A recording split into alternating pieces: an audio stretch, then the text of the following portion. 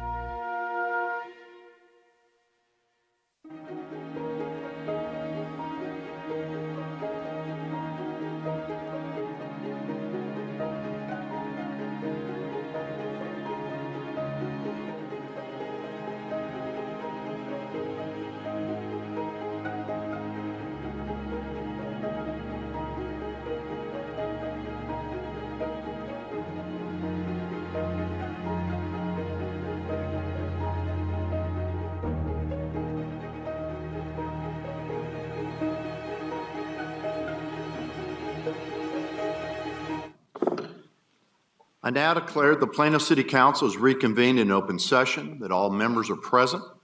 We'll begin tonight's regular meeting with the invocation led by Reverend Jimmy Decker, Associate Pastor with St. Andrew's United Methodist Church, and the Pledge of Allegiance and the Texas Pledge led by the American Legion Harding, Blaine Post 321 Color Guard. As Council Member Rick Grady will lead us in the two pledges. Please stand. Will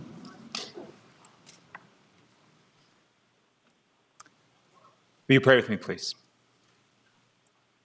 Gracious and loving God, as we gather today in this space, we offer thanks and gratitude for the path that has led us to where we are today. We thank you for the ways in which you have blessed the lives of this community and this city. There are numerous examples of your love present in the lives and in this room and those in Plano. And for that, we lift up your name in humble graciousness. We know that there are many around us who are experiencing times of hardship, of struggle, and of uncertainty. We ask that you make yourself known to them so that they may find a sense of peace and of comfort. Inspire us to lend a hand to those who are in need if we are in a place to do so. Give thanks to the leaders that are in this room who have become public servants, willing to sacrifice for the common good of their family, their friends, and their neighborhoods. Encourage this time together to be one of fruitfulness that allows each of the souls present here today to see how we may move forward as a body towards a vision of harmony and love that you envision for our communities. Remind us that we each come from many backgrounds and come from many walks of life, and yet we were made to be one people. You have gifted us with the ability to find unity and commonality. And so we ask that you inspire us to live into that unity as we celebrate our uniqueness and the ways in which you are present in each of our lives. Ask that you bless this agenda and the difficult decisions that will be discussed here and made on this night. We know that so often the problems and opportunities that face us are complicated, and so we ask that you offer wisdom, discernment, compassion, strength, and understanding to this mayor, to the council, and to the other leaders in this room this evening. Grant that we might hear how you are calling each of us to be the servants for our communities out of a sense of love and grace. This we pray in your holy and sacred name. Amen.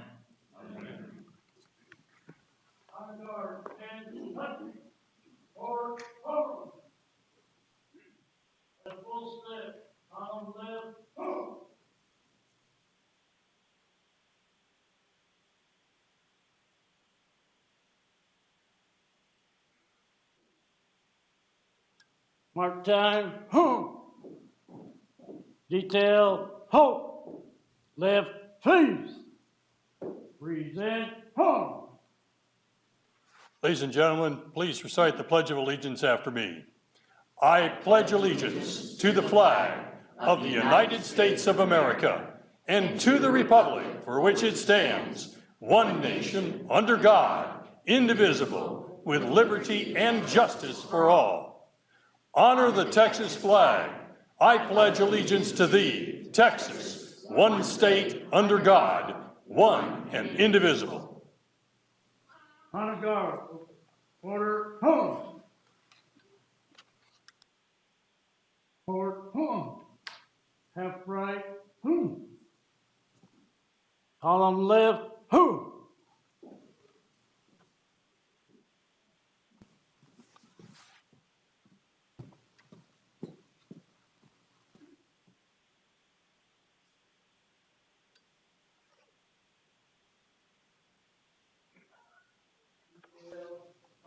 Thank you. Be seated.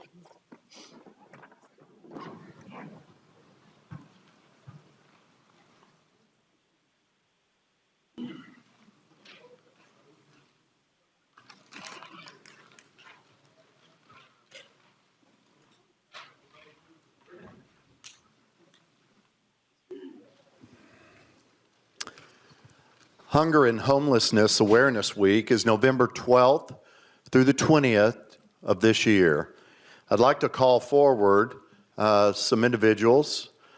Lori Schwartz, Neighborhood Services Director, Shanette Eden, Housing and Community Services Manager, Arthur Taylor, Grants Administrator, Tamika Jackson, Homeless Services Coordinator, James Thomas, Homeless Liaison for PISD and the Coalition Board Member, and any other Collin County Homeless Coalition members attending, or Samaritan Inn representatives. Please come. We have a proclamation for the Hunger and Homelessness Awareness Week, and I won't read it all. I will spare you my 5 minutes of reading. Whereas each year, the week before Thanksgiving is recognized as Hunger and Homelessness Awareness Week, a time to encourage the public to take action on the issues of hunger and homelessness.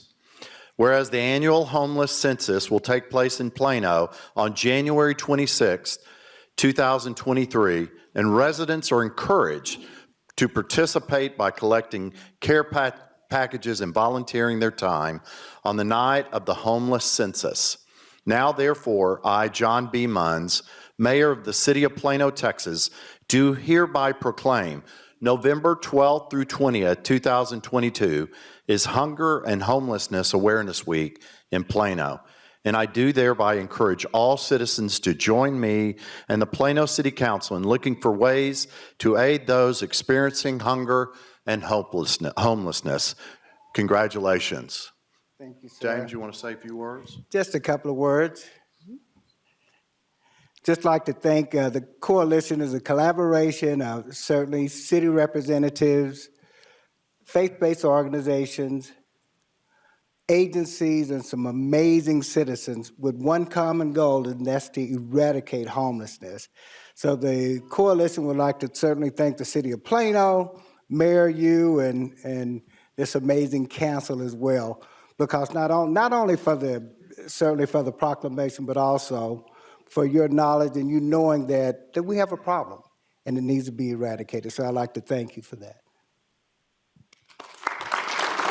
Thank you, Dave. Appreciate it.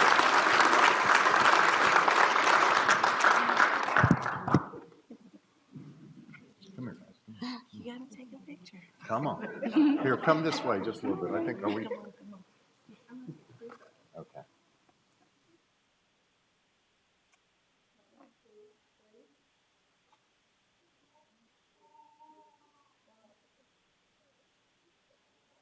Thanks. Thanks, guys. Thank you. Thanks, guys. Thank you so much. Thank you.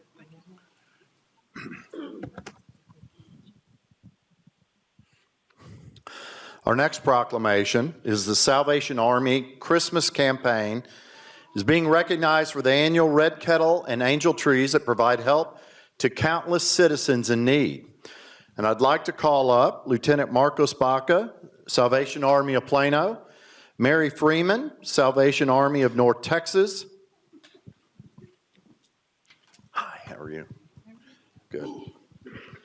So whereas the Salvation Army was founded in Great Britain in 1865 and in Texas in 1889, this international movement started with the founder, William Booth, and his wife, Catherine, taking the gospel of Jesus Christ directly to the poor, vulnerable, and destitute in London, and their mission to love people through action. The Red Kettle Christmas campaign, established in 1891, collects donations that stay local and provides assistance, as well as Christmas gifts and provisions during the holidays to those lacking adequate resources. And whereas, in addition to the holiday assistance, the Plano location serves as a warming station when needed, serves youth ages 5 through 14 with after-school care, provides summer day camp for elementary and middle school age students, and they also serve over 120 families each week in their food pantry. Now, therefore, I, John B. Munns, Mayor of the City of Plano, Texas, do hereby proclaim Monday, November 14th, the Salvation Army Red Kettle Christmas Campaign Day in Plano. I do thereby encourage all citizens to join me and the Plano City Council in supporting this annual campaign so that all of our families can experience a wonderful and memorable holiday season in the City of Excellence. Congratulations. Thank you.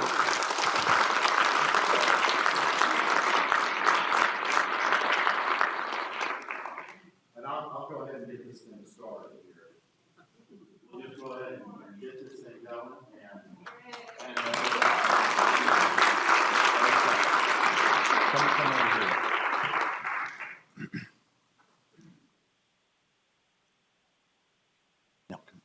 No.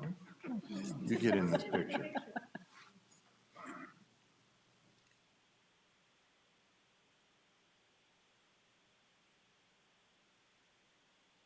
Thank you. Congratulations.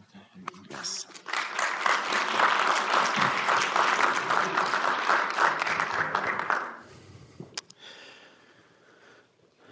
Do I have another one? Huh? Wow.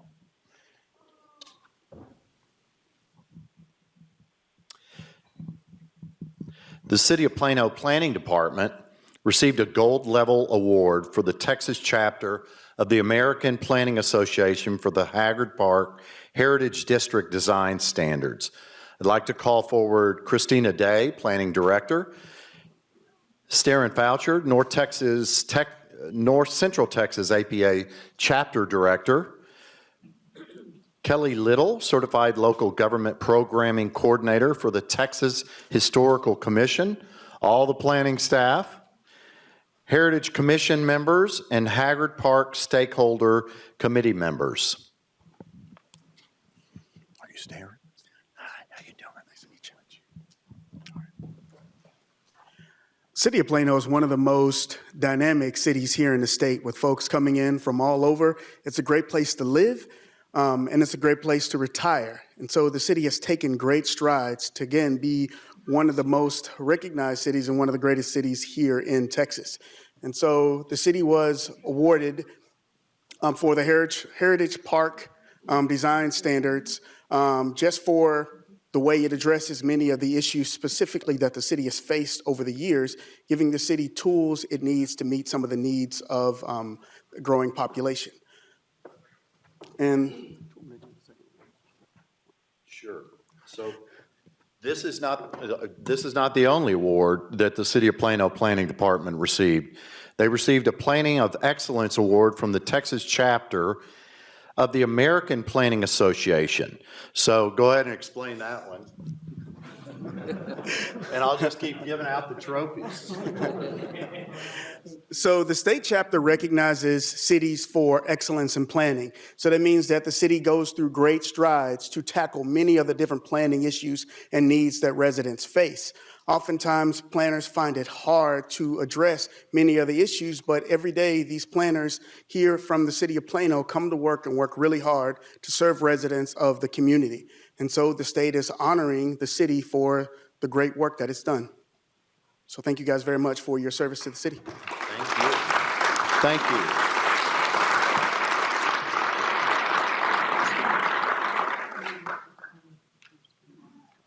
Absolutely.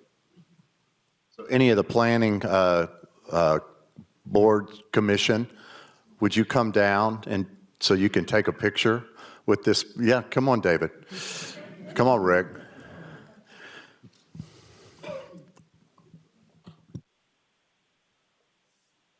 This is way around on the. Yeah, we're a little wide, aren't we? All right, everybody squeeze in. I'm sure, yes.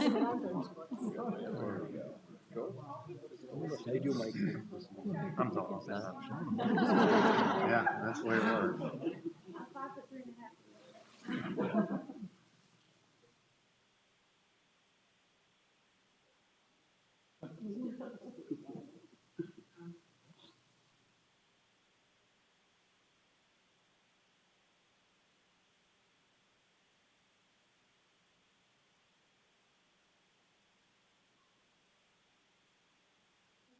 Thank you. Thank you. Thank you.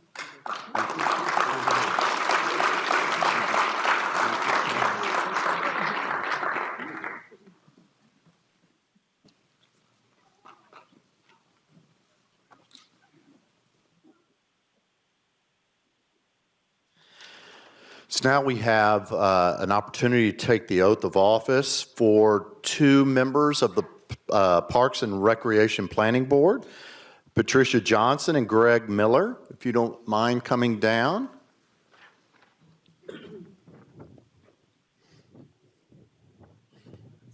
I want you right there. Yeah. Hi, guys. How are you? Good. We'll Congratulations, and I'll read you the oath of office. Do you solemnly swear or affirm that you will faithfully execute the duties of the Parks and Recreation Planning Board of the City of Plano, the state of Texas, and will, to the best of your ability, preserve, protect, and defend the Constitution and laws of the United States and of this state, and the charter and ordinance of this city? And you furthermore solemnly swear or affirm that you have not directly or indirectly paid, offered, or promised to pay, contributed, nor promised to contribute any money or valuable thing, or promised any public office or employment as a reward to secure your appointment, so help you God. Thank you. Congratulations. Thank you for serving. Appreciate it. Let's take a picture. Yeah, without my paper.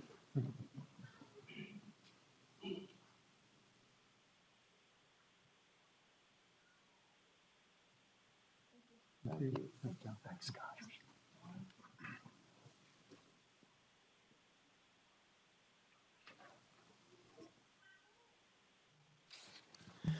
And finally, we have some certificates of appreciation. Certificates are being given to Plano citizens who dedicated their time and energy to Plano's boards, commissions, and committees. Mayor Pro Tem, would you come up here and help me? Thank you.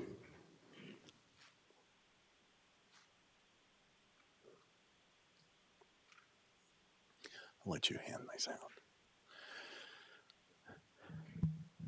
Cindy Gordon with the Animal Shelter Advisory Committee.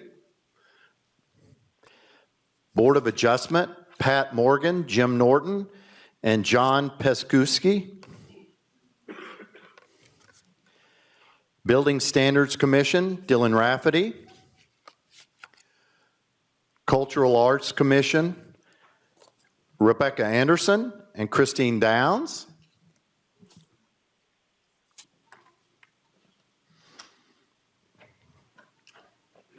DART Board of Directors, Glenn Callison. Parks and Recreation Planning Board, Gail Marks, Rebecca Mattern, and Cynthia Russian.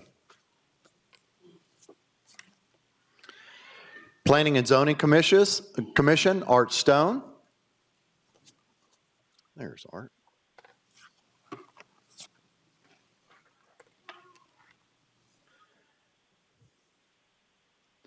Plano Housing Authority, Janine Beal and Frederick Bendurfer. Retirement Security Plan Committee, Myra Conklin. Senior Advisory Board, Tom David, Mona Kafil, and Lana Mangold. And Tax Increment Financing Reinvestment Zone Number 4 Board, Bill Wong, Angela Richard. Thank you all for your service. Congratulations. Thank you. Come here. Let's take a picture. Come here, Casey.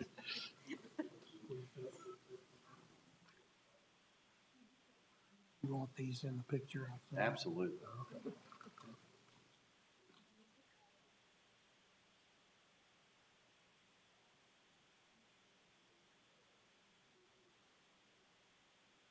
Thank you. Thank you.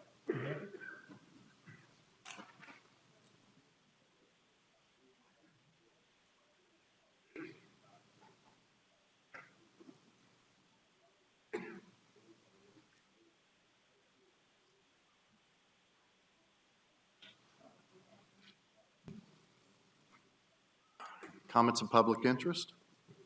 Comments of public interest. This portion of the meeting is to allow up to 3 minutes per speaker with 30 total minutes on items of interest or concern and not on items that are on the current agenda. The council may not discuss these items but may respond with factual or policy information. The council may choose to place the item on a future agenda. And just as a reminder, as you approach the podium, please do not touch or yell into the microphone. The first speaker this evening is Sarah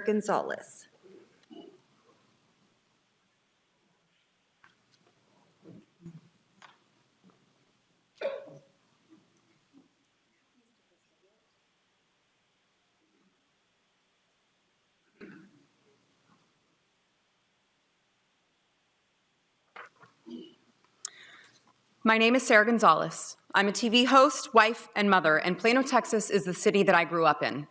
I went to school in it. I spent much of my adult life here, and I have to tell you, this Plano, Texas is not the Plano, Texas that it once was. You see, never in my wildest dreams did I imagine that Plano would be a city that would permit a restaurant the right to host sexually explicit all-ages drag brunches, where young children could sit and watch scantily clad grown men gyrating in front of them while sexually explicit lyrics play from the speakers.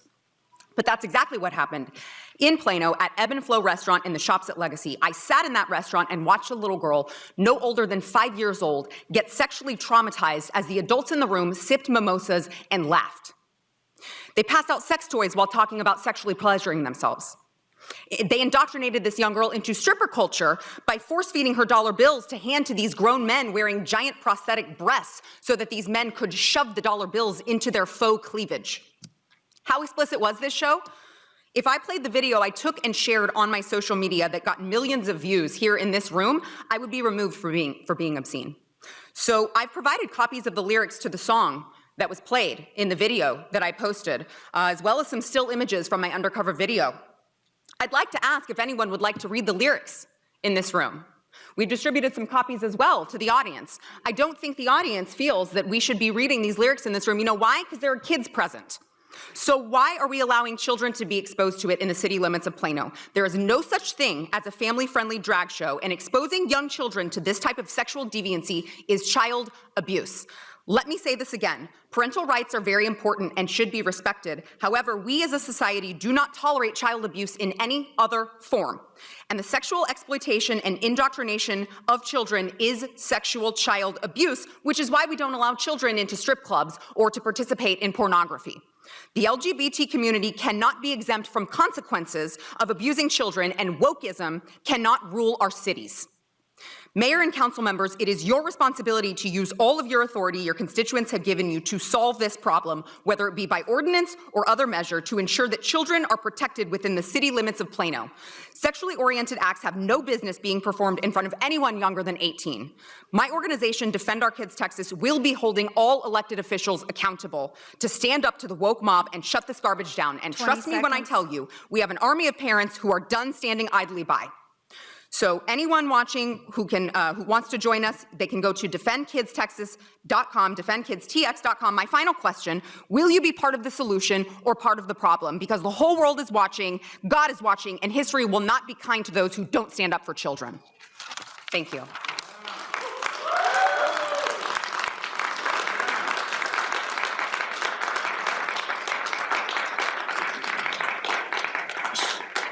The next speaker is Sharon Overall.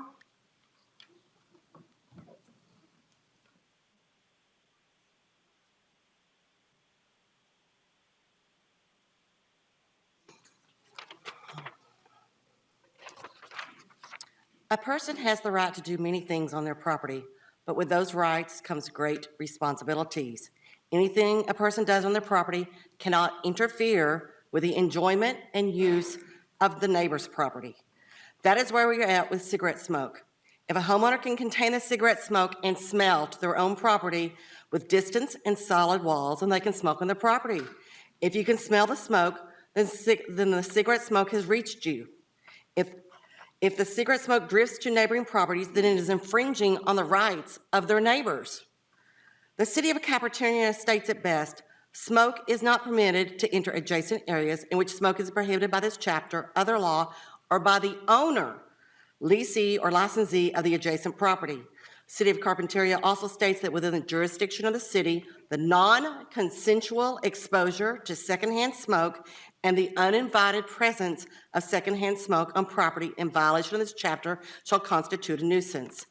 The City of Carpinteria bans smoking in all public places open to the public. On private property, it must not enter areas where it is not allowed, as stated above. This puts the onus onto the owner of the property that if they want to allow it, then they have to make sure that it is contained to the property, period. I keep thinking about the stone interior courtyards in Europe. If the stone walls are tall enough, then the homeowner would be able to smoke in their courtyard. If a homeowner lives on a large estate or farm, then they would be able to smoke in certain areas where distance from neighboring properties is such that the smoke does not reach their neighbor's property. Homeowners would also be able to smoke inside of their own homes. No one should ever be exposed to secondhand smoke without their consent. This is assault. At the minimum, it is a stinky nuisance. For those like me who are allergic to it, it can cause a bronchial infection. And at the worst, it can be deadly for those with underlying health conditions.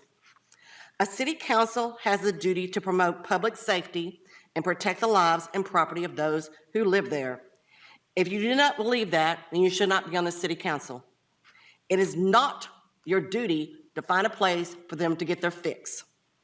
It is your job to protect those citizens who just want to breathe clean air on their property as they walk down the street. Nothing else matters. Put the onus on the smoker to contain the smoke to themselves.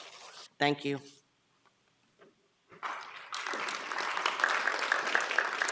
The next speaker is Christopher Hopper.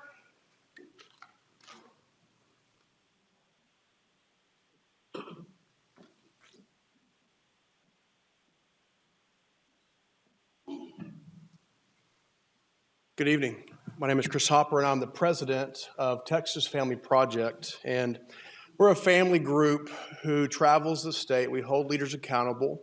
And our goal as an organization is to make the family the largest and most powerful special interest group in all the state, as it should be. We travel the state, we launch commercials, we hold people accountable, Abbott, the comptroller, and even here today, we're here on behalf of the families of Plano. We feel that the city council here has a responsibility, and we feel like the whole state's watching to see what you, this city of excellence, will do in the face of what is, we think, obvious child abuse.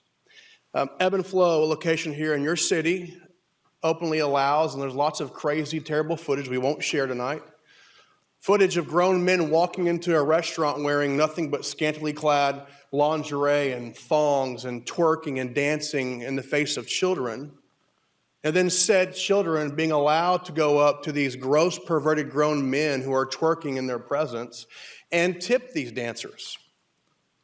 I want to just simply say this in the short time I have left. We want to call you to action. The Texas Family Project, Defend Our Kids Texas, and all other pro-family groups in the state are absolutely encouraged by the potential that you hold. You as the city council here in Plano, you have set a precedent in so many areas, and we're waiting to see if you will rise to the occasion when it comes to protecting children in your city. We want you to do this for us. Here's the call to action. We want you to pass a city ordinance that says any of this type of behavior in the presence of children is vulgar and obscene and indecent. And the grounds for this would be just that, exposure of children to a sexually deemed project or event or a show. You have the power to do so.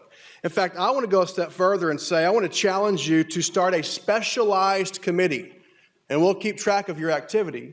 You have the power as the council to call a specialized committee, which would then research and dig into this issue, and the grounds for that would be a concerned population at a public forum.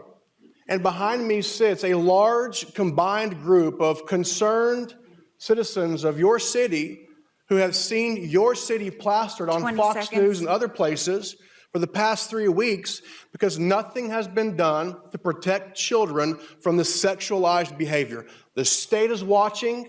Your families who have put you in this position are watching. We expect nothing less than for you to take a stand and protect innocent children. We expect you to be a city of excellence. Thank you.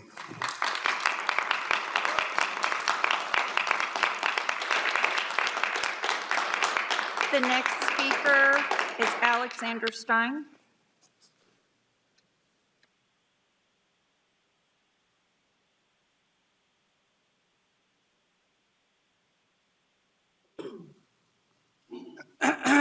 Mayor Mons, it's primetime 99. I'm back, but I'm not doing good today. I recently lost my job at Bowman Middle School. Plano ISD let me go.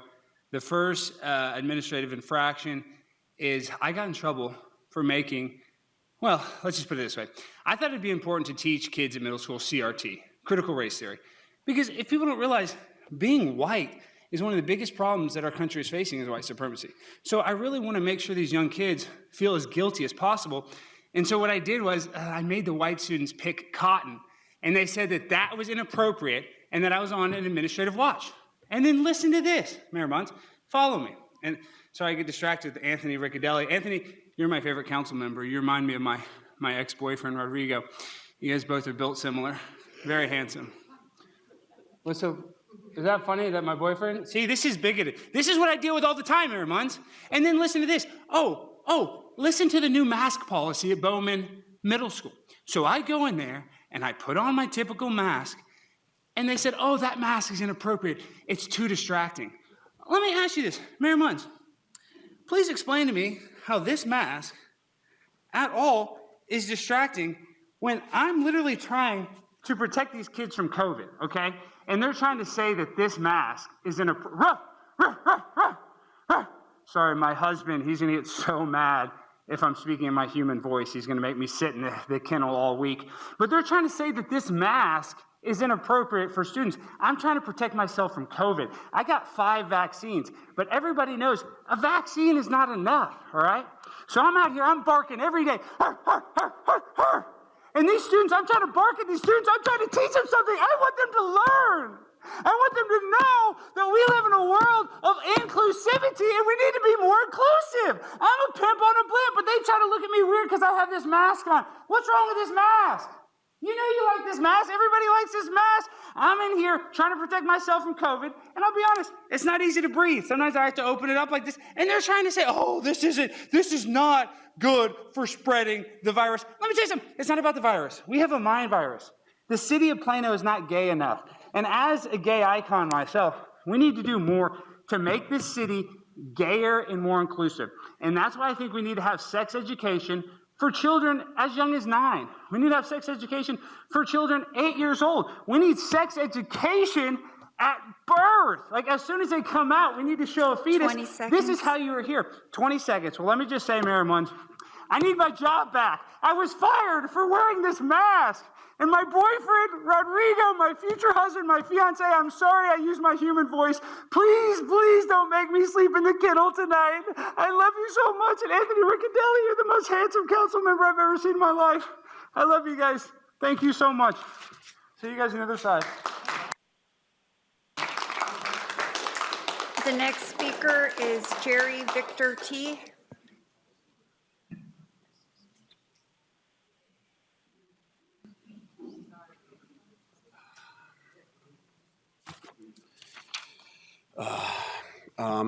Hello, Mayor. My name is Jerry Victor T., and I work for the Association for the Advancement of Plano Drag, and I'm sure you saw how Latinx white supremacist Sarah Gonzalez posted viral videos from a family-friendly drag show in Plano. And those videos ended up on Fox News in that horrific Tucker Carlson show. And I'm here to beg all of you, save child drag shows. Many were upset that grown men in dresses were twerking for little kids, and there have been calls for these child drag shows to be banned altogether. And yes, I was one of the performers in the show. In solidarity with my drag mates, I have my blazer representing my drag ego, Tina the Tiger. When I'm not busy with my day job as a middle school teacher, my true passion is performing at these family-friendly drag shows. I'm here to stand up to these bigots and let you know I will never stop dancing for your kids.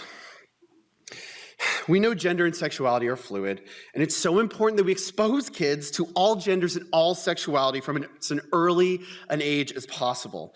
I'm pushing for other educational initiatives. Some family-friendly strip clubs call it toddlers and tatas. Another is instead of field trips to museums, elementary schools can go to male strip teases. We're going to call it Children in Chippendales. And I've even asked if my middle school will let me take my students to Vegas on a trip. We'll call it Minors and Mistresses, just have a little fun with the name. And yes, I know there'll be fascists saying things like drag shows with kids are inappropriate, they're dancing provocatively, they're wearing BDSM lingerie, boo-hoo. My response, so what? If a 9-year-old wants to stick a $20 bill in my prosthetic breast, I say let him. And some think I would be embarrassed by these videos online. They got millions and millions of views. But I want everyone to know then I'm proud of what I do. And if that white supremacist, Sarah Gonzalez, says one more time that this is child abuse, I'm gonna lose my freaking mind. So Plano, these bigots will say you have the power to ban this, but I say you have the power to save this. And so I can keep twerking for your kids. And I'm not the only one with this progressive thinking. California State Representative Scott Wiener, and that's not a joke, that's his real name, he suggested a drag queen story hour mandate as part of a K-12 curriculum. Now I demand you mandate child drag shows. So do the right thing. Don't ban child drag shows, save child drag shows. And if you'd like to know more about my drag initiative, follow me on JVT Entertainment. I'm Jerry Victor T. Thank you so much for your time. The next speaker is Andrew Tate.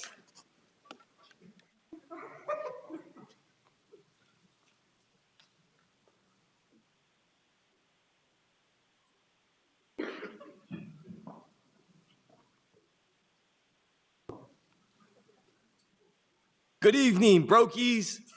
So the first thing that I'm pissed off about in this city is that there's no parking for Bugattis. A bunch of little brokies around here. The reason I hate the weekends is because that's when the little brokies and the little rats are out in the malls. I can't get anywhere. I can't without seeing these little brokies. They piss me off. So I like to go out on a Tuesday. The first thing that I thought to myself when I was rich, I said to myself, I hate the weekends. And don't let me get started on women. All women are whores. They piss me off. Women belong in the kitchen. Why are there women here? Why are there women here? Casey, what's your body count? Are you a high-value woman? Paige, what's your body count? Are you a virgin? What about you? Julie, are you a virgin? Are you a high-value woman? Or do you have a high body count? No answer. So I'm guessing you're not a high-value woman. So anyways, 99% of the world's problems will be solved if women had to walk around with their body counts on their foreheads. It would get rid of the demoralization of Western civilization.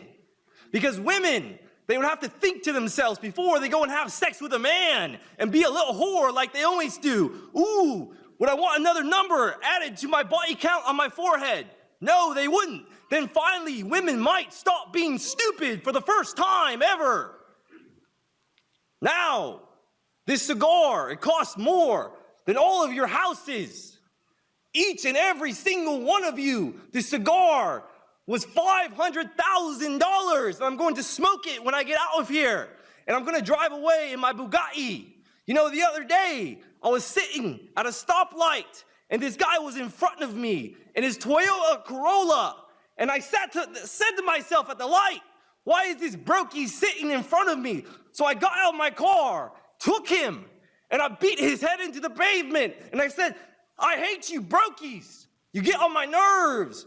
So City of Plano, what we need to do, put numbers on women's foreheads.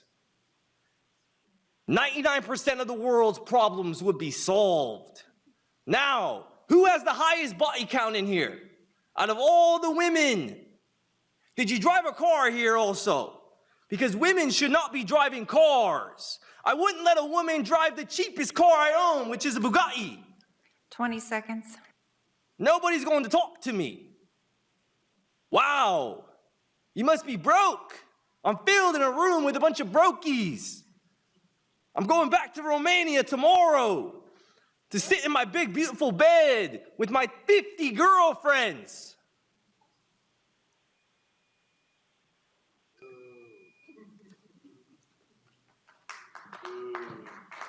The next speaker is Dolly Thomas.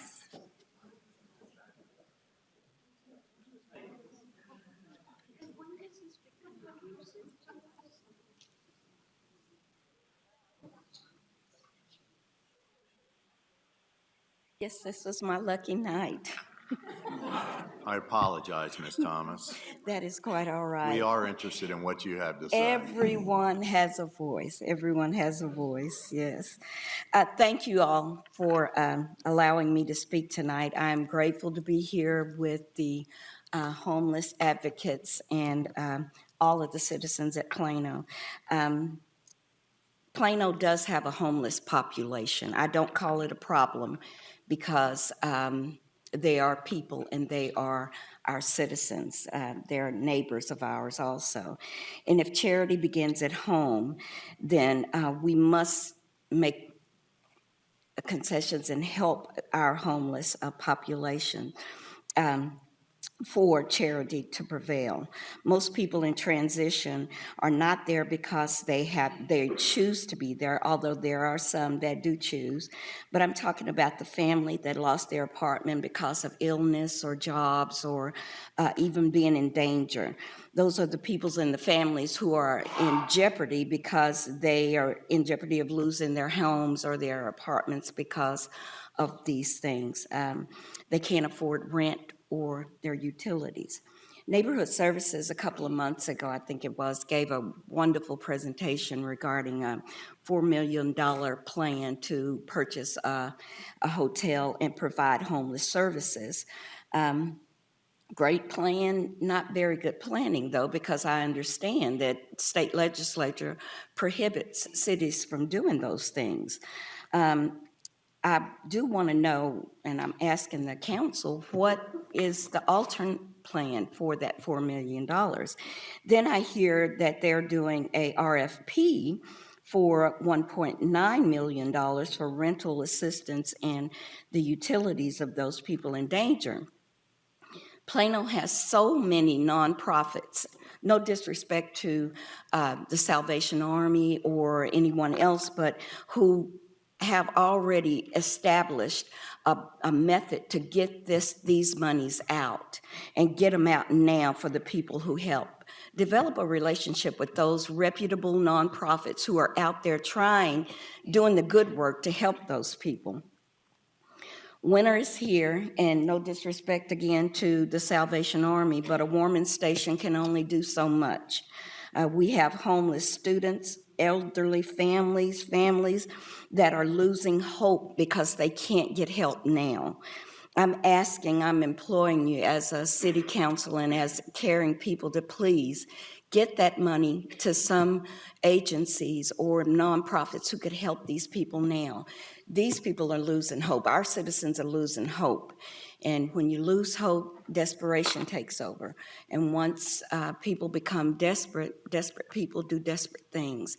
And that is one thing that we don't want to cause them to be criminally attached to crimes or anything like that, because homelessness is not a crime. It's just something that happens. It's life. Life happens to some people.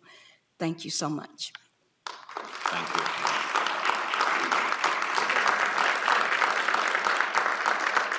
The next speaker is James Lockridge.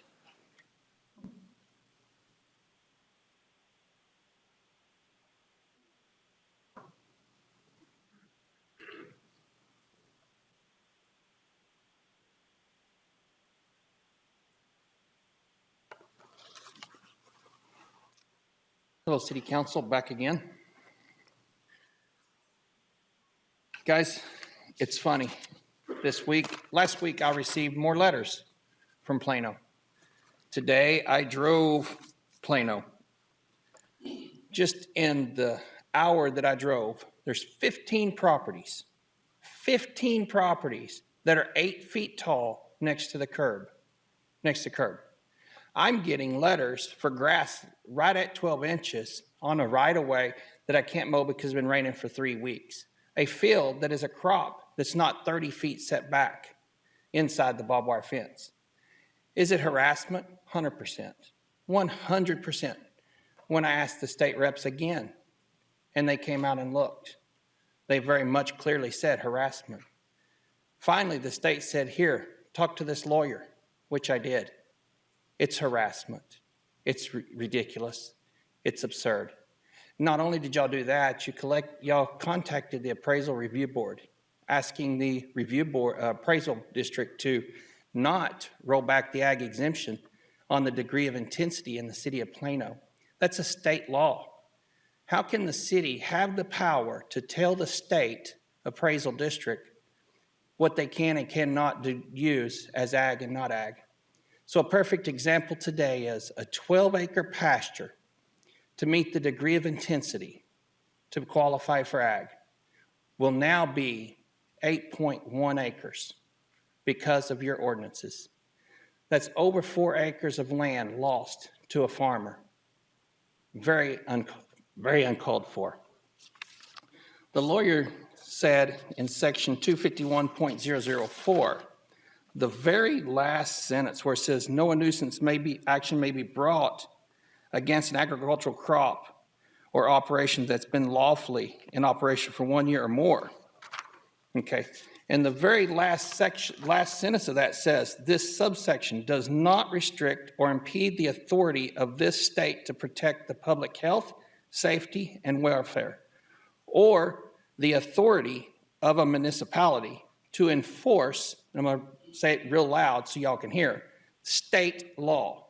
You can enforce what the state says for a nuisance act, not in a nuisance act that the city imposes on us.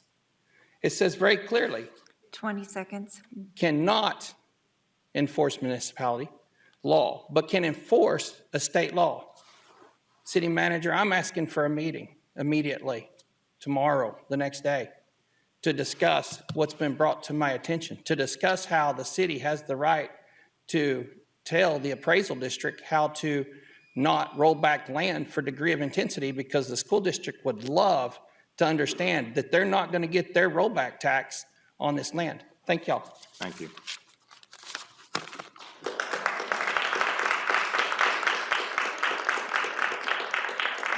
The next speaker is Gail Duran, who was supposed to be on Zoom, just checking to see if they're in person. Gail Duran. Okay, we will move on to Mariana Mendolia, who is also on Zoom.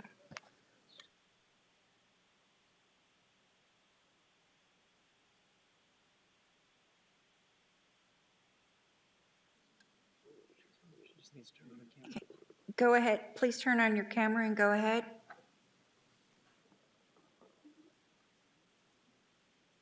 Mariana?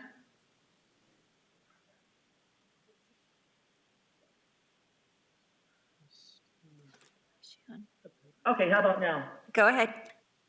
Okay, we're good. All right, Mayor, council members, and Plano citizens, good evening.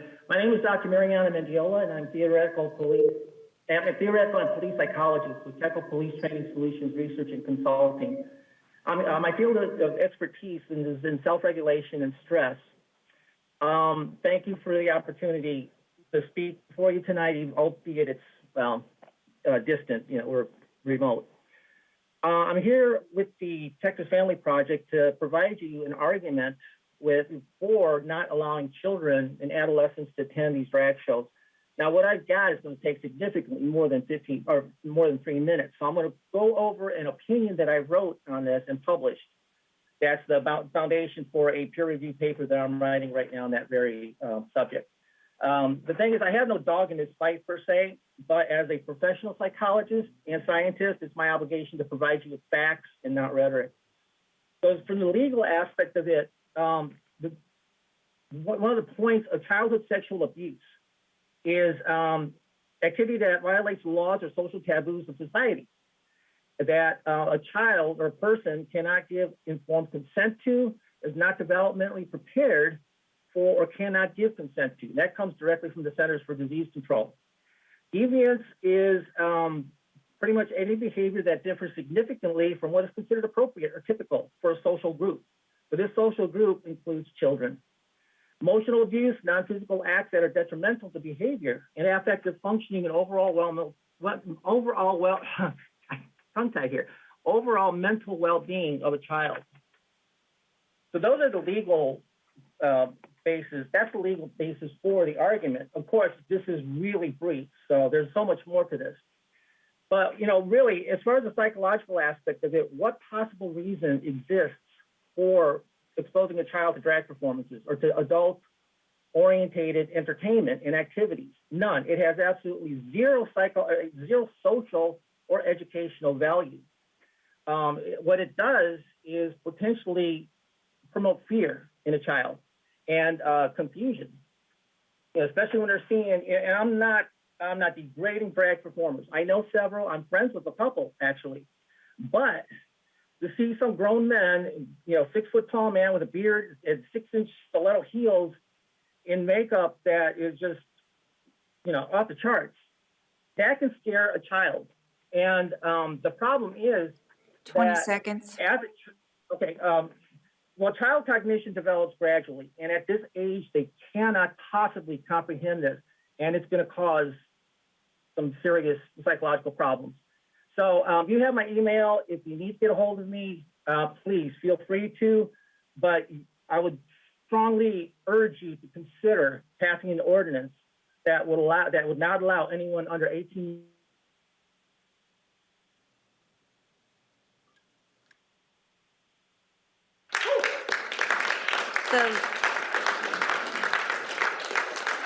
The last speaker is Dan Rizzi.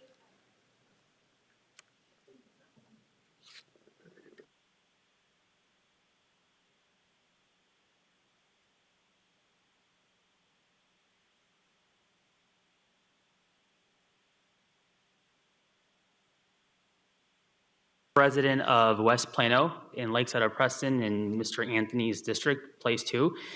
And I just wanted to communicate about a few issues. The first issue that I've seen is the lack of traffic control and enforcement in the area. Our streets are literally being used as highways. Speed limits have already been raised to 40, 45 miles per hour.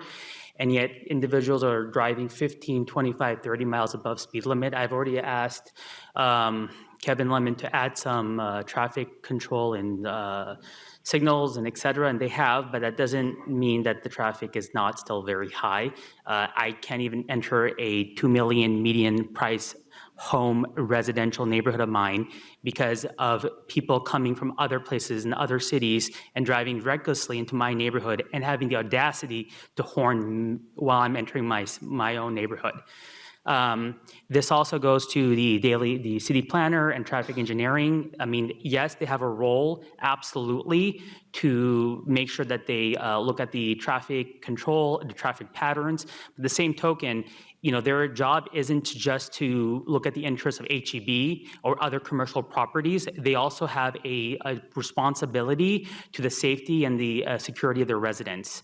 So, I mean, I talked to Christine today who mentioned to me, which I was insulted, that it's not her responsibility to contact HEB. I've opened and operated restaurants in District 2 and District 3 and 4 and Frisco and Plano. I am not even able to change a color scheme without the city approval. So to tell somebody that is incredibly insulting.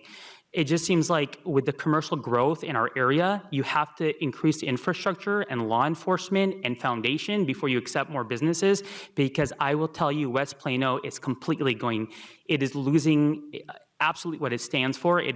What it is. It's just a complete mess. Our streets are just turning into highways. I mean, go to Spring Creek, go to Parker, go to Park. This is the district that makes Plano what it is, and to not have any kind of allocation of funds in our area is ridiculous. Thank you for everyone for putting your interest, but let's not forget which zone or which is really creating Plano for what it is. And unfortunately, I do see in 10 years, there could be a huge issue. So that's all I wanted to say. I mean, you take it for what it is. I've asked the city plenty of times, law enforcement plenty of times, there are drag car racing happening 50, 60, 70 miles per hour. There's nothing being done. It's out of control. I mean, our city is now just transit zones for getting to Colony and Frisco.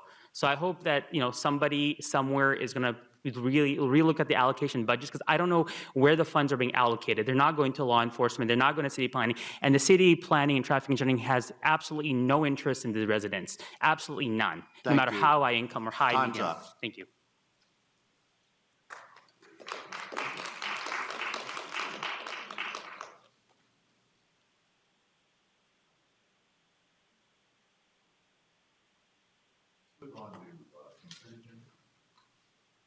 Were there any items to remove from the consent agenda this evening? The consent agenda. The consent agenda will be acted upon in one motion and contains items which are routine and typically non-controversial. Items may be removed from this agenda for individual discussion by a council member, the city manager, or any citizen. The presiding officer will establish time limits based upon the number of speaker requests. Motion to approve the consent agenda as presented. Second. I have a motion and a second to approve the consent agenda. Please vote.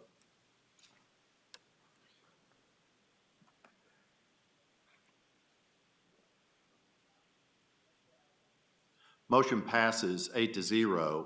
One other item is, are there any items for discussion or action on future agendas? Mr. Mayor, I have a couple that I would like to add on there. Number one, I would like to get an update on the $1.9 million as addressed by our presenter this evening, Ms. Dolly Thomas. And I would also like to have a discussion which the city manager and I have had for a period of time, like a further discussion on CDBG, home fundings, and CHOTOs. Okay. Councilmember Holmer. Councilmember Riccadelli and I are both the liaisons for the Cultural Arts Commission, and we would like to discuss putting together a comprehensive plan for the arts, similar to what we have for our city and for the parks as well. This is something that we think is important to a lot of the citizens of Plano. And I will second that item. Thank you. Okay. Anything else? All right. Moving on to items for individual consideration. Public hearing items. Applicants are limited to 15 minutes presentation time with a 5-minute rebuttal if needed. Remaining speakers are limited to 30 total minutes of testimony time with 3 minutes assigned per speaker. The presiding officer may amend these times as deemed necessary. Non-public hearing items. The presiding officer will permit public comment on items on the agenda not posted for a public hearing. The presiding officer will establish time limits based upon the number of speaker requests, the length of the agenda, and to ensure meeting efficiency, and may include a cumulative time limit. Speakers will be called in the order the requests are received until the cumulative time is exhausted.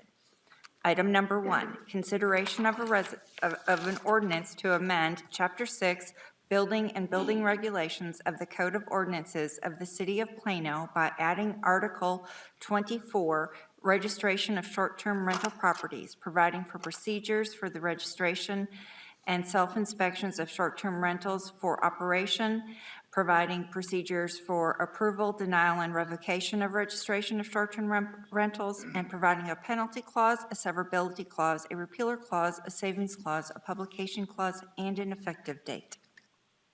Thank you, Lori. Before you start, I just wanted to let the audience know that one of the reasons why we had to go back into executive session was we have some additional information that we need to receive regarding short-term rentals.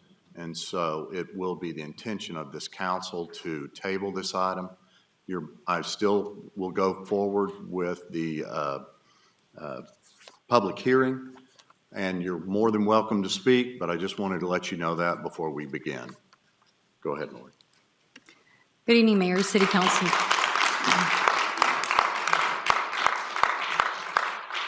So I wanted to provide an overview of the proposed short-term rental registration ordinance being presented this evening.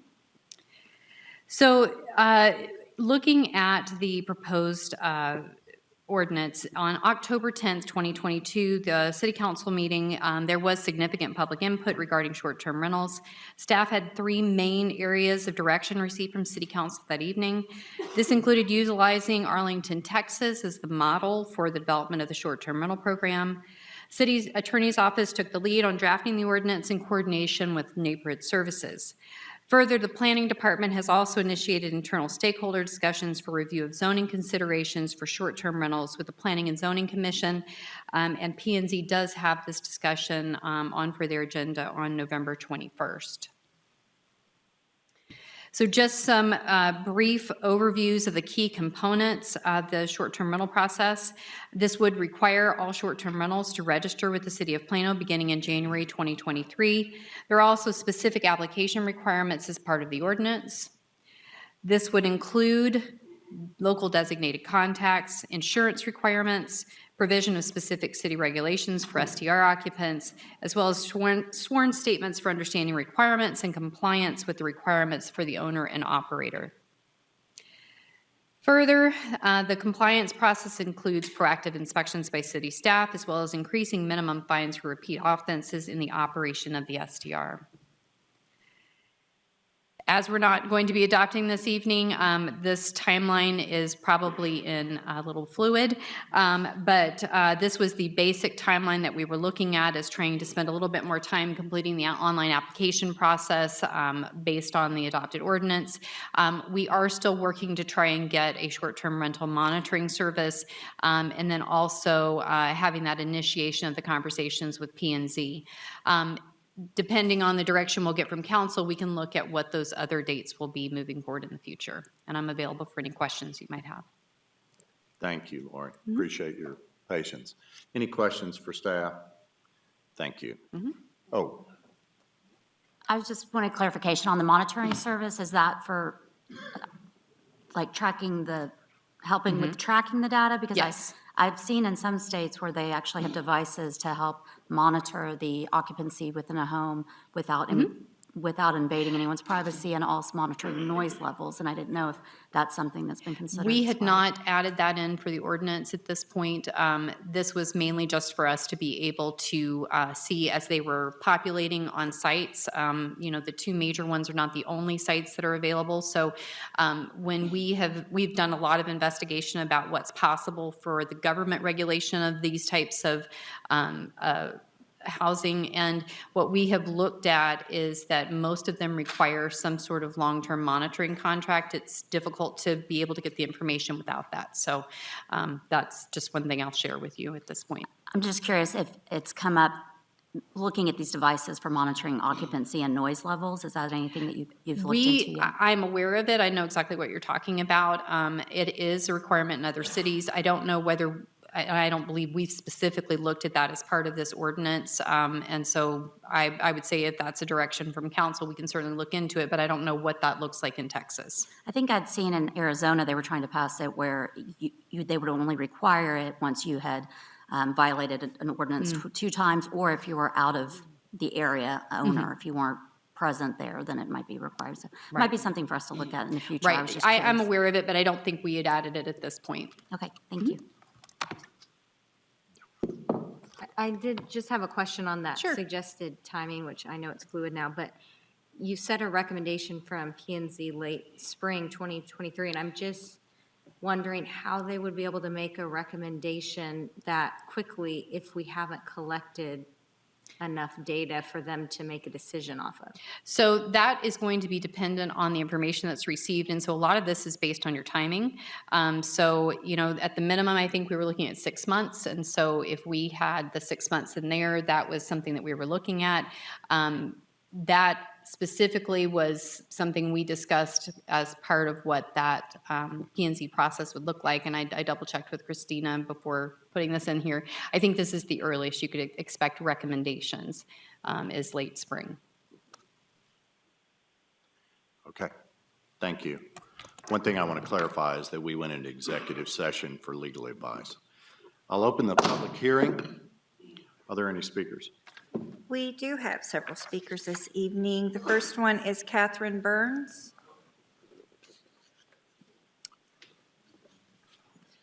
And Bill Baker will follow Ms. Burns.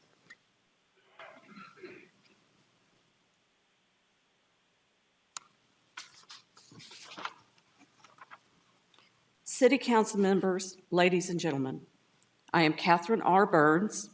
I am a retired CPA, and I have been a Plano resident for 30 years in the same home.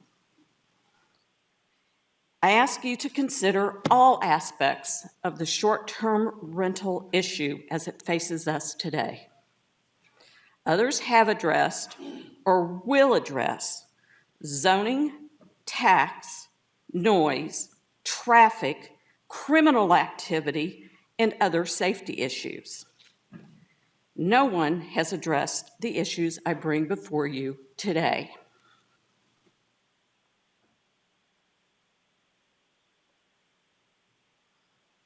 This is a map of my neighborhood. My home at 2500 Regal Road is notated in blue. Please note the 3 residences notated in red.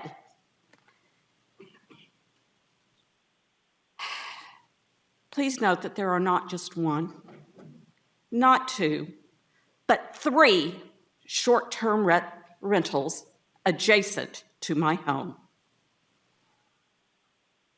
The listing for 2416 Regal Road is advertised for a maximum of 8 guests with 4 bedrooms. The listing for 2420 advertises for 10 guests with 4 bedrooms.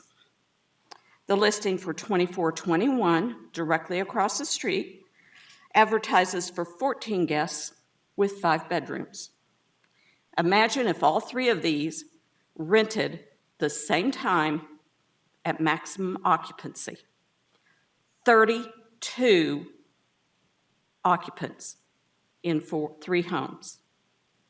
Imagine the traffic congestion for a area zoned residential single family with not only elderly families, but children.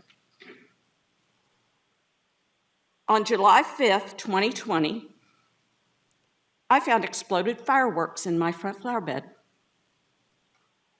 Last New Year's Eve, the renters at 2420 were shooting fireworks in the front yard. I called the police. They responded, but by the time they got there, they had finished their fireworks and were gone. The next morning, there were burn marks in my front yard. I ask you, the elected officials, representatives of Plano citizens, to address this issue. Thank you.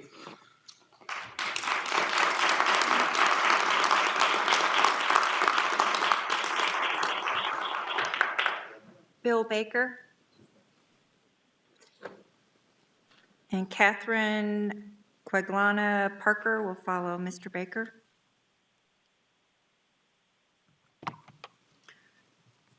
Mayor Munns, City Council members, my name is Bill Baker. I'm here to talk about short-term rental. Tonight, you made a very, very good decision. You held off on making a decision on short-term rental without including your residents. My speech is going to be a lot shorter than I had originally planned after this good news. The one thing that I would add is that your residents want to provide input for this ordinance and the underlying process to make sure it works. A lot of us in my group have a lot of experience in things like this, and we know a lot about short-term rentals that can help. If memory serves me right, you have worked or plan to work with the hosting platform companies. There is nothing stopping the council to allow your residents the same treatment. Your citizens should have the same opportunity and not have to always speak behind a microphone at a public forum like this, limited to only 90 seconds. Please listen to us. I would be happy to meet with you. Just say when. Thank you, Mayor.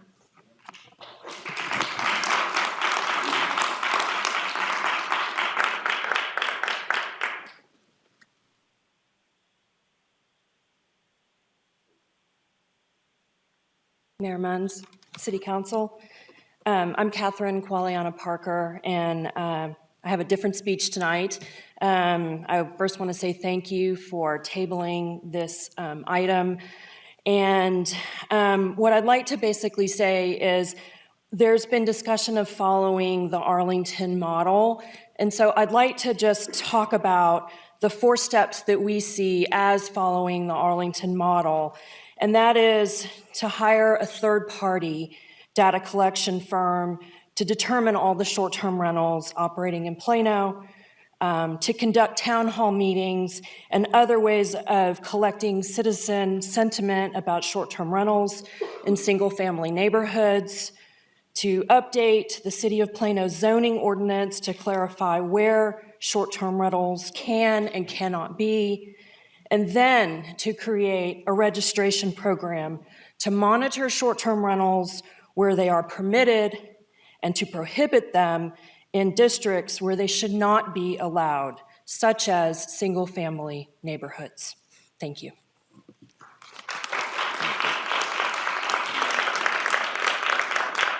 Stephen Kyriakos.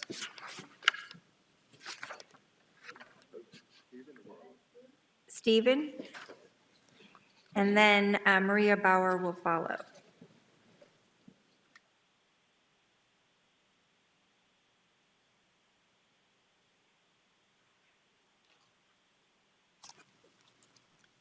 Good evening, Mayor, Munns, and Council. Again, my speech will also be abbreviated, and thank you so much for your cooperation in tabling this issue. We really do appreciate that. I think a few short points are still appropriate at this time. One, I think when we read the ordinance, we were a little surprised that it seemed to appear to be a bit inadequate, and maybe that's the reason for tabling it.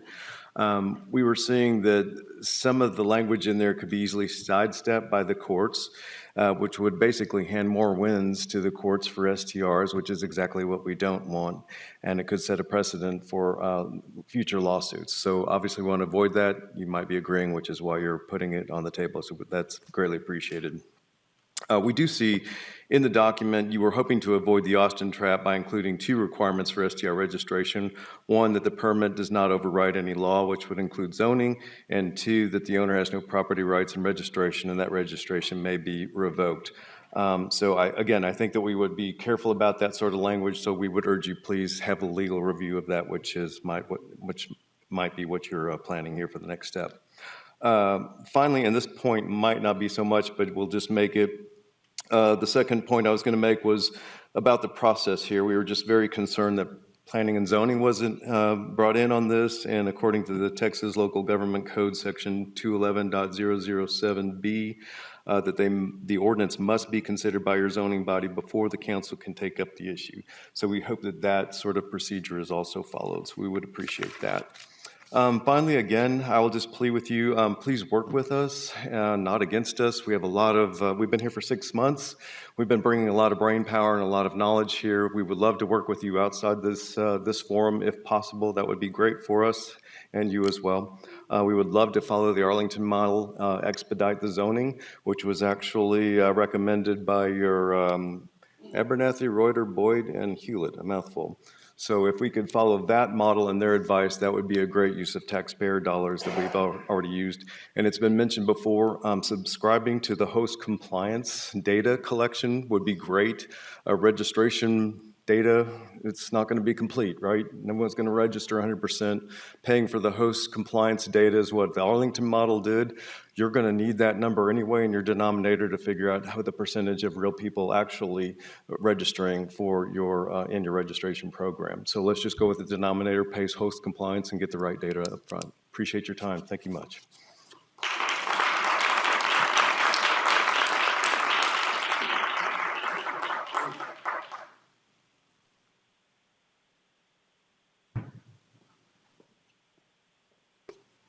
Hello, my car battery died, so forgive me for being repetitive, and I'm just going to start talking fast. My name is Maria Bauer. My husband and I are both Navy veterans and voting tax-paying citizens of the City of Plano. We purchased a zone residential neighborhood in 2014. Again, some of this is repetitive, but it was our dream home in a masterfully planned city. And now we have a motel operating with no front desk or security down the street, otherwise known as an STR. At the entrance to 2 neighborhoods next to a school bus stop, moms with strollers and 7-year-olds on bikes. Again, this house is operated as a brothel and a drug dealing haven, not in the stats that I saw from the police earlier because it wasn't reported. So instead of me being tonight at my high school son's soccer game against St. Mark's, this is my 3rd time speaking to City Council with regard to short-term rentals. I'm not trying to preach here, and I know that everyone here, you wouldn't be here spending your time here tonight, week after week, and all the time that you devote off hours that no one knows about if you didn't care about the city. We all know you care about the city, but I got to recap, okay? When the problem of short-term rentals in zone residential neighborhoods was first identified, I'm not saying anyone made this decision, but the way it unfolded was, hey, we got short-term rentals. So we should be collecting a tax, and then the hotel tax happened, okay? As a mother, when my children did something wrong, I said, hey, you got to admit when you do something wrong. Instead of trying to cover up one mistake with another, it only makes things worse, right? But here we are. The truth always bubbles up. And as a former U.S. Navy healthcare officer and current Christian health and wellness coach, I work with people all the time who are trying to fix problems after a diagnosis, right? Although most basic health and wellness is obvious, we all know that 70% of lifestyle-related diseases are preventable. So just like a bad diagnosis, right? It was a series of actions over time. These things get worse and worse, but we can intervene, okay? Later in life, I became a biblical counselor as part of health and wellness because my question was, why would we rather believe lies than the truth? Okay? It starts with sin. It appears to be something manageable. Right now, this thing appears to be manageable. I'm telling you, it's not. This could be, maybe because the city's meeting with STR representatives in Silicon Valley and, protecting STR owners who do not live in our state but are ruining our neighborhoods. Instead of meeting with the Voting Tax Neighborhood Coalition. I don't know why that is. It just appears that there's a slant to working with people who've already infiltrated our city through the back door, and now it seems that actions are being taken to cover up this breach one after another. I'm not saying there's malintent here, but you have to understand, from our perspective, this is how this thing is unfolding. I'm not accusing anyone. I want to believe the right thing. I know you're here for the right reasons, okay? But, 20 seconds. we're at stage 2 cancer. If we let this thing go, it's going to go to stage 4. You've heard the recommendations. I agree with all of them. Change the zoning first, please. The registration happens after the zoning gets this cancer out of our neighborhoods. Thank you for your time.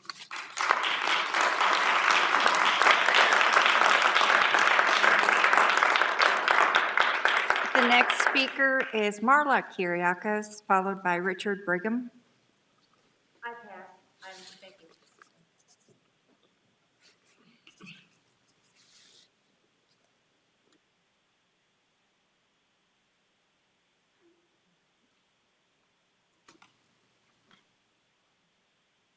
Mayor, City Council, thank you again for trying to find a way to get through this STR issue.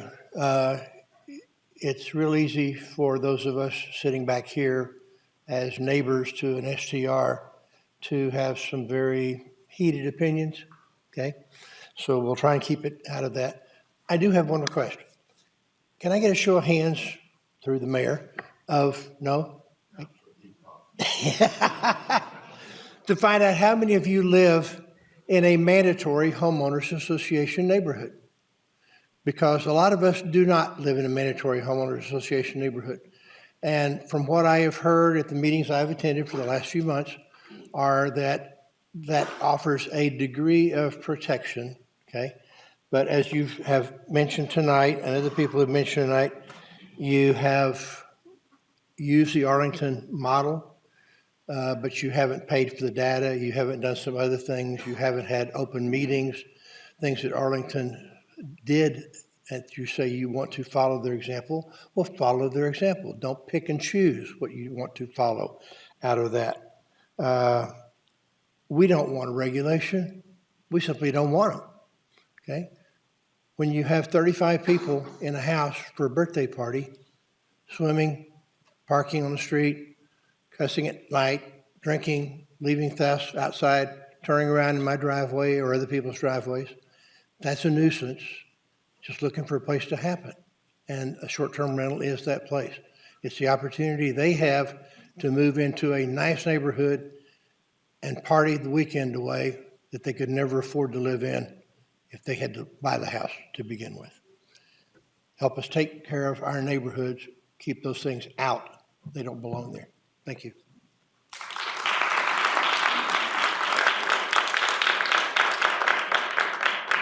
The next speaker is David Schwarte, who will join us via Zoom.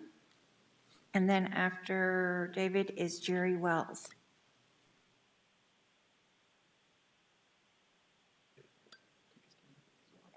Mr. Is Schwarte, that go ahead. working? Go ahead. My name is Dave Schwarty. I'm here on behalf of the tech. I'm sorry? Can you hear me? You're breaking up, but keep trying. Yes, this is important, so I want to be sure you hear me. I'm here on behalf of the Texas Neighborhood Coalition and in support of the Plano chapter that has appeared before you tonight and on several other occasions. I've practiced law for over 40 years as inside counsel for two major North Texas corporations. I thank you first for tabling the proposal that you issued on the 10th. But putting that aside, I address you with great respect, but I think I need to be direct as well. When we saw the proposal, it looked like it could be interpreted as authorizing short-term rentals in single-family residential neighborhoods throughout the city. If that was the intent or the effect of this proposal, then this is a proposed regulation that would amend de facto the zoning ordinance, and such an action, even though it is not labeled as a zoning change, would violate the provisions of the Texas Local Government Code, sections 211.006 and section 211.007. I think an objective reading of your current code shows that single-family residential neighborhoods are not places where short-term rentals are allowed.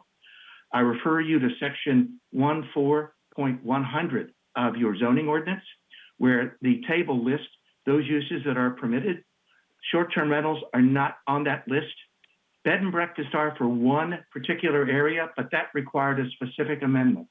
In sum, short-term rentals are currently forbidden in all residential districts in Plano, and the draft approach in the proposal, if it was meant to allow short-term rentals to operate in those areas, would be, in fact, a violation of the code, because under the Texas Local Government Code, changes to zoning must first be processed by planning and zoning before it is passed on to the city, unless they have a joint meeting.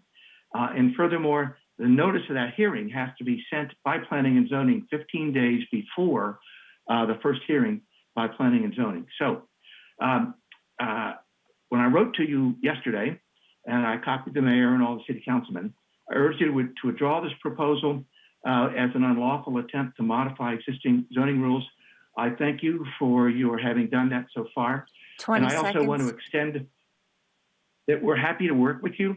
I was involved from start to finish in the Arlington ordinance. And I will say that although you may plan to do it in the zoning section, there's a lot of work to be done if you really want to follow in our footsteps. I thank you for your time.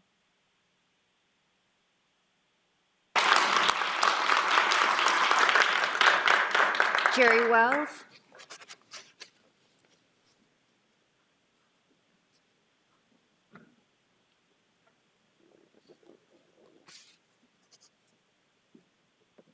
Good evening, Mr. Mayor, members of the council, city manager.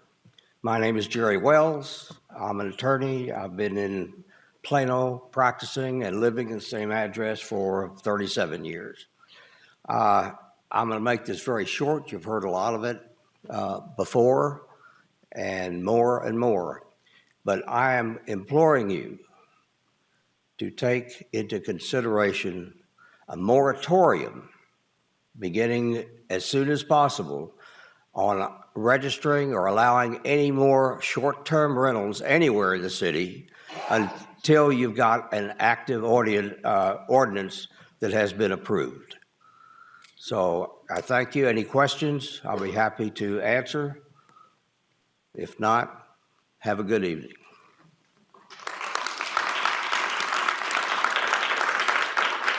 The next speaker is Jessica Black, who will be joining us via Zoom, followed by Suzanne Pappas.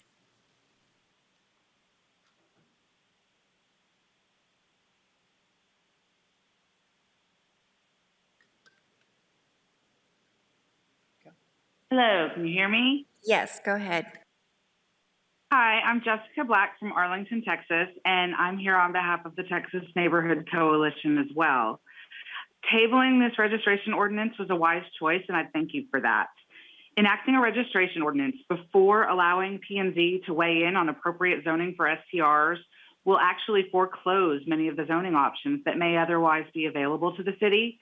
Not only that, since registration ordinances like this are plagued by low compliance rates, it will not meet the stated goal of providing the city with the data on how many STRs there currently are in Plano and where they're located. Take, for example, Austin. Estimates put the number of STRs in Austin anywhere between 10,000 to 18,000, yet only 2,000 have bothered to register with the city. Even San Antonio, with a fairly permissive STR ordinance, only 65% of the STRs operating in San Antonio have registered with the city. So the only way the city will know if all the STRs in Plano are complying with the registration ordinance is to hire a third-party company to scrape platforms like Airbnb and Vrbo to identify all the STRs. Instead of putting the cart before the horse and enacting a policy without data, it's best to hire a vendor to provide that data first and then use the data to inform your zoning discussions and your policy decisions. That is what Arlington did, and it's what your constituents have been asking you to do for months.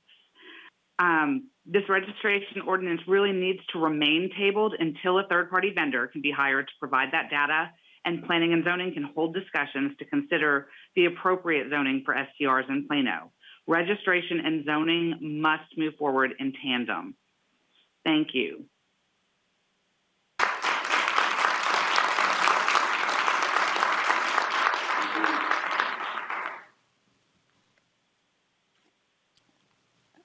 Mayor Munns, members of the City Council, and staff, good evening. My name is Suzanne Pappas, and tonight I'm speaking on behalf of the Plano, Texas Neighborhood Coalition. I've completely rewritten my speech because you decided to table the ordinance on short-term rentals, and I want to thank you for that. I feel like I just want to say what Jessica said and not repeat myself, but we are grateful that you have tabled the vote on that ordinance this evening. As stated, it won't accomplish the results that we're hoping for. In fact, that our biggest fear is that it will exacerbate the problem and that we will allow more and more of these short-term rentals into our residential neighborhoods. Right now, latest count, we just checked before we came here, we have over 900 of them. And it's just really not what we want for our neighborhoods. And so again, I just want to thank you for your leadership and your decisions to table this issue.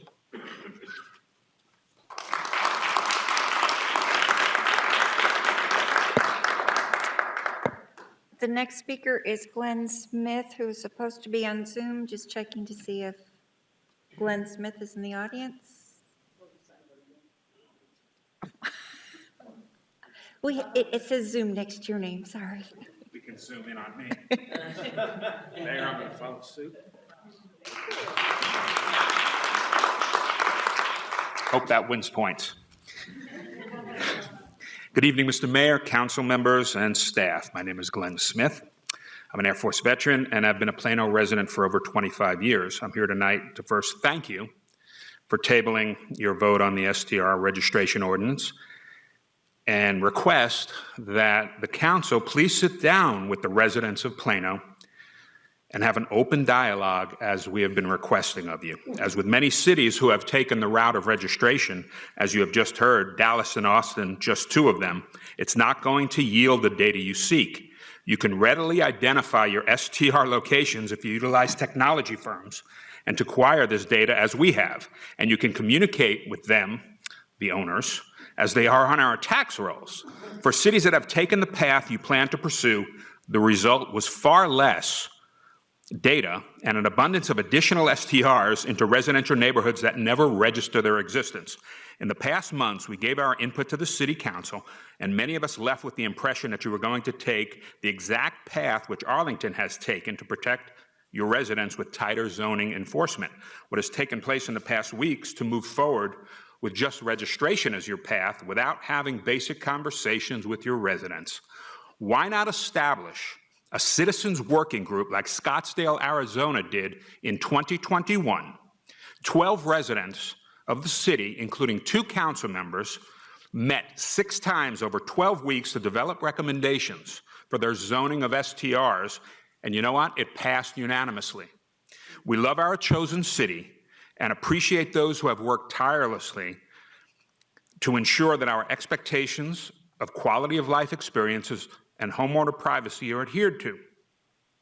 As a resident, I believe you would agree that when somebody purchases a home in Plano, especially Plano, there's a high expectation of privacy, neighborliness, and peacefulness.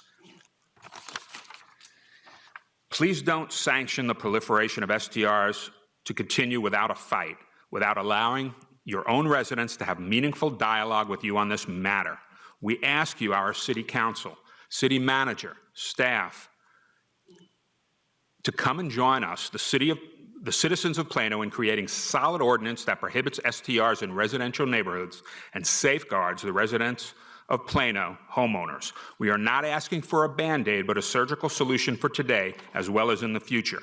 Thank you again for delaying your vote in the audience and giving people of Plano a say to allow us to help you craft these ordinances. Sorry. We are experts in so many fields. We are stakeholders in this with you, and we are also free of charge. Thank you.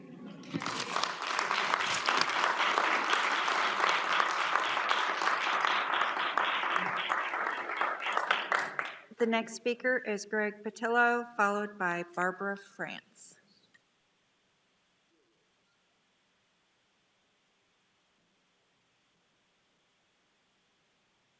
Good evening, Mayor and Council. My name is Greg Patillo, 29-year resident of Plano.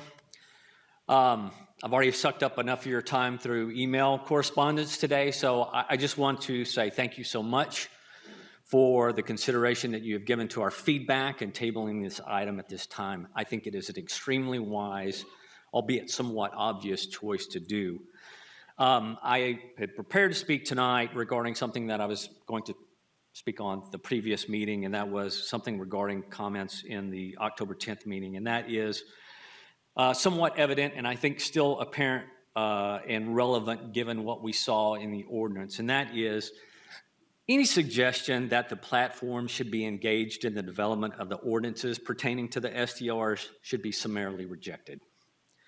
In response to the media coverage of the October 10th meeting, Louis Briones of Airbnb stated, and I quote, "The overwhelming majority of hosts on Airbnb are responsible neighbors who rely on home sharing to supplement their income amid the rising cost of living and to welcome guests who support local small businesses. Airbnb supports reasonable regulations." And he goes on, and I'll end the quote there. In fact, 80% of the STRs in Plano, which is what I would consider an overwhelming majority, are not owner-occupied. These hosts are not our neighbors, period. He knows that. I presented to you on multiple occasions that guests are not, in fact, customers for most Plano small and even large businesses. It is also a fact that the platforms have attempted to lobby and introduce legislation that would ban municipalities from using zoning and other means to protect their citizens' safeties and property values by restricting STRs. His statements were knowingly and blatantly false, providing disinformation to the public. It is also worth noting that the increasing number of calls presented by Plano police have all occurred under Airbnb's parties ban, implemented initially for COVID and announced as permanent in June of this year with great fanfare. Airbnb represents more than a decade of failure at eliminating the nuisance and crime that comes with STRs. An organization that lacks both integrity and credibility has absolutely no place in developing our ordinances and restrictions. Including the platforms in the development of our ordinance allows them to build a legal strategy real time, the proverbial fox in the henhouse. They do not share our city's interest and will protect their own interest, which is exactly what we and their shareholders should expect of them. There's nothing wrong or villainous about this capitalism. 20 seconds. But their position is no mystery, as there's a long history of fighting restrictions worldwide. Citizens, however, can and should be allowed to work together with the mayor, council, staff, and P&Z to develop an ordinance that serves our city as we share the same interest. This is a lesson that I thought we learned from Plano tomorrow. Thank you again.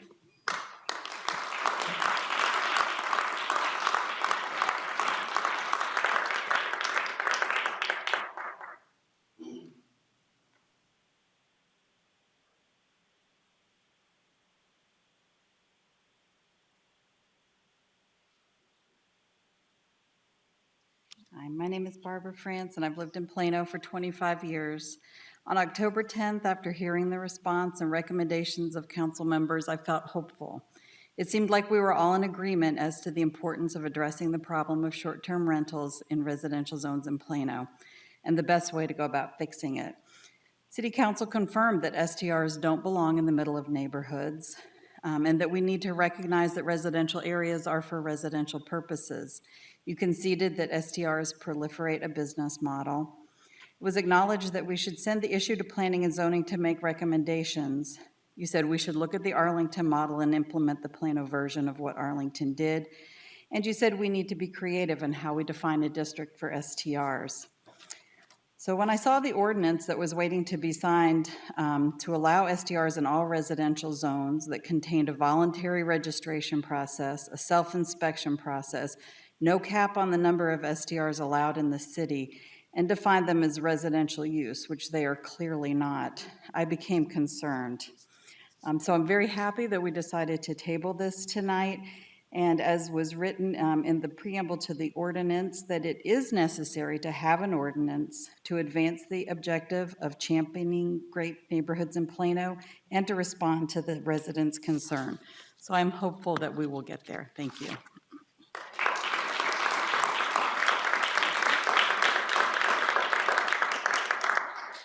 Thank you. I'll close the public hearing, confine the comments to the council. Motion to table. Second the motion. Thank you. I have a motion and a second to table agenda item number 1. Please vote.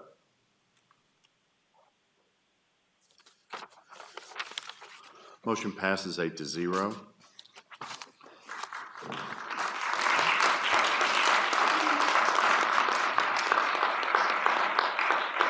I have one last item that was on the preliminary, which was a personnel appointment. I make a motion to appoint Kathy Hines to the Plano Housing Authority as an interim member. Second. Thank you. So I have a motion and a second for an appointment to the Plano Housing Authority. Kathy Hines. If you don't mind, please vote. Well, it's okay. Just go ahead and push.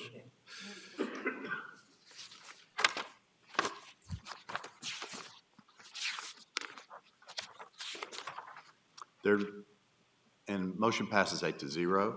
There being no further business. We had one other piece of business, Mr. Mayor, and that was tabling the housing tax credit process. Excuse me. And I'm making a motion that we table that item. Second. I have a motion and a second to table the housing tax credit process update. Do you want to just raise hands? Sure. All in favor? Motion passes 8-0. Is there any way that we could get some type of agenda so that we could actually get a little bit more update with regard to that that topic? Yeah, absolutely. We will make sure we get the information to all the council. Any other comments? All right. That being no further business, we are adjourned.